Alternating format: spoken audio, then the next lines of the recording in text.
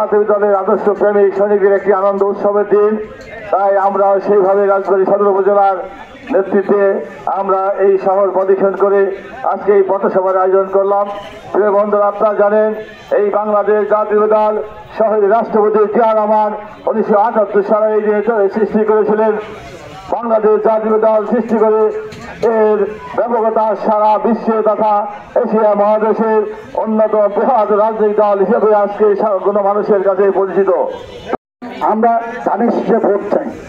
যেই নমিনেশন পাক তার জন্য আমাদের এইখানে রাজবাড়িতে যে নমিনেশন পাবে তার জন্য আমরা ধানের শীষের নির্বাচন করব, এটাই আমাদের ওয়াদা এই উপজেলার পক্ষ থেকে। শহীদ জিয়া অমর হোক, খালেদা জিয়া জিন্দাবাদ।